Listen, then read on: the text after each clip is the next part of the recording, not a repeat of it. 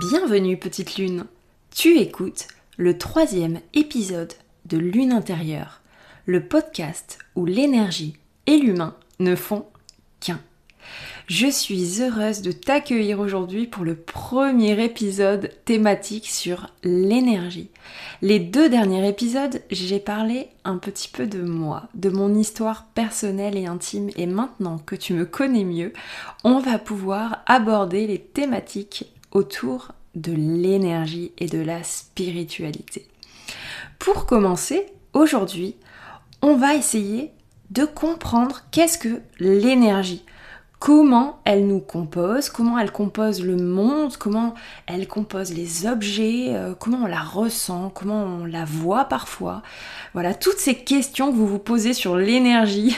C'est vrai que quand on me contacte généralement ou quand on parle avec moi, la première chose qu'on me demande, c'est « mais qu'est-ce que c'est l'énergie ?» Alors, je ne vais pas pouvoir vous expliquer très longuement ce qu'est l'énergie. Il y a des auteurs qui ont fait ça vraiment très bien. Moi, je vais essayer simplement, avec mes mots, de vous faire comprendre ce qu'est l'énergie. Alors, pour commencer, vous savez qu'on est des humains sur cette Terre, sur cette planète, sur cette galaxie, etc. Tout est composé d'énergie, de vibration, si vous voulez. Avant d'être dans la matière, c'est avant tout une énergie. C'est-à-dire que les planètes, le monde, la Terre, les éléments qui composent la Terre, l'humain, le corps humain, tout est composé d'énergie. Voilà pourquoi, parfois, on dit « Oh, c'est la pleine lune, je me sens bizarre. Je sens pas trop cette personne. » Voilà, il y a différents cas et différentes possibilités. Mais tout ça existe parce que tout est lié. Et surtout, tout se renvoie un petit peu la balle, si je peux dire ça comme ça. Alors on la voit pas toujours cette énergie. Surtout les personnes qui n'ont pas trop l'habitude de comprendre, de connaître l'énergie, et c'est tout à fait normal. Certaines personnes la voient. Vous la voyez un tout petit peu. Par exemple, je vais prendre des exemples du quotidien. Vous avez un radiateur et le radiateur émet de la chaleur. Cette chaleur, parfois, vous pouvez la voir sous forme d'ondes. Voilà, vous la voyez vraiment, ça fait très transparent, ça fait des ondes, et ça, vous voyez l'énergie que dégage le radiateur.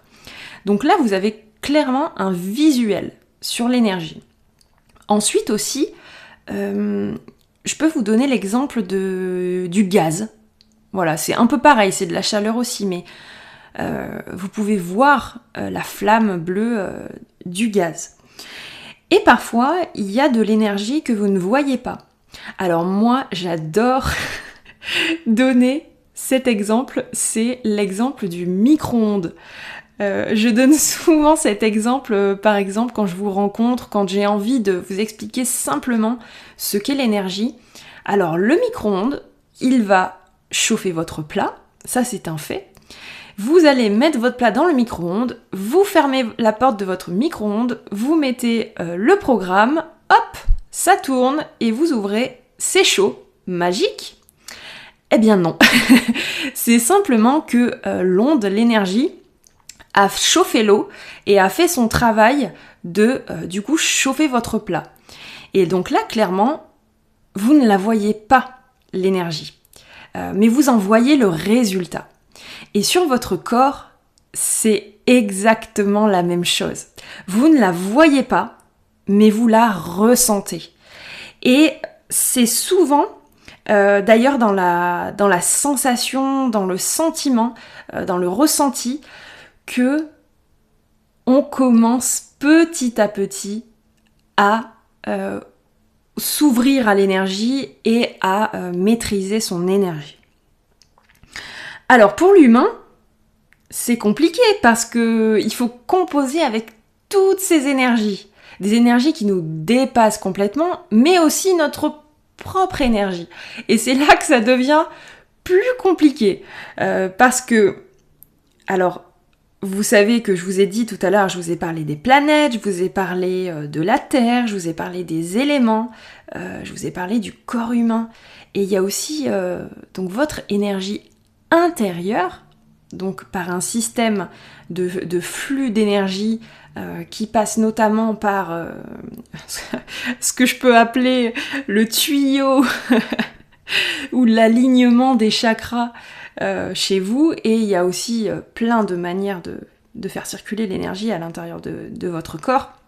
Mais on va dire que les 7 principaux qui sont le plus connus, c'est les chakras, les 7 chakras, et aussi les corps énergétiques qui forment votre aura. J'aurai un épisode spécial sur les chakras et sur les corps énergétiques pour vous montrer comment c'est composé et comment ça fonctionne. Alors notre corps réagit à notre propre énergie et réagit à l'énergie du monde, de la planète, des éléments, des objets qui nous entourent, mais aussi des autres, de l'énergie des autres, mais avant tout de ce qu'on a à l'intérieur. Et là je vais parler de ce qui fâche. L'énergie du corps est complètement liée à nos émotions et à notre mental. Et plus vous allez activer des énergies que je vais appeler, entre parenthèses, négatives, c'est-à-dire des pensées envahissantes, un mental très présent, des émotions très rudes, etc. Plus vous allez activer ce genre de choses, et plus votre énergie va se diminuer, voire même se bloquer. Et c'est ce qui cause, on va dire, si je peux dire ça comme ça, vos pétages de câbles et votre mal-être. Voilà, ça peut vraiment être des causes énergétiques. Ceci étant dit, si on le prend de l'autre bout, à l'inverse, quand on sait ou quand on commence à comprendre son fonctionnement, et c'est pour ça que je dis souvent aux personnes que j'ai en consultation, avant de vouloir partir plein pot dans des suivis, des exercices, etc., il faut comprendre comment on fonctionne, comment notre énergie propre fonctionne, comment l'énergie des autres sur nous fonctionne. Pour moi, tant qu'on n'a pas cette base-là, qu'on ne comprend pas déjà comment on fonctionne, on peut avoir du mal à se lancer dans du développement personnel, dans du mieux-être, etc. Alors c'est souvent compliqué parce que, comme je vous l'ai dit tout à l'heure, c'est quelque chose qu'on ne voit pas, qu'on ressent souvent, on n'arrive pas à mettre des mots dessus parce que, en fait, l'énergie, c'est compliqué, c'est à la fois palpable et non palpable, c'est difficile d'expliquer que c'est l'énergie. Mais par contre, moi je vois très bien dans les accompagnements lune intérieure que je fais, au bout de la première séance, passé la première séance, je vois déjà que les personnes conscientisent qu'est-ce que l'énergie, qu'est-ce que leur énergie, comment l'énergie est impactée par leurs propres pensées, par les autres, etc. Et déjà, vraiment, j'ai envie de dire que ça fait une bascule sur la connaissance de soi, son fonctionnement et surtout sur sa propre protection et son cercle vertueux, j'ai envie de dire, pour pouvoir se protéger de soi, parfois se protéger des autres et pouvoir amener dans son quotidien de l'énergie positive pour plus d'apaisement et plus de sérénité, plus de mieux-être, plus de lâcher prise. Et oui, ça c'est le fameux mot aussi que vous allez souvent entendre parler dans mon micro, le lâcher prise, qui est très compliqué, mais qui est essentiel pour pouvoir maintenir une bonne énergie. Voilà, j'espère que cet épisode spécial énergie vous aura plu. Je vous donne rendez-vous pour l'épisode 4.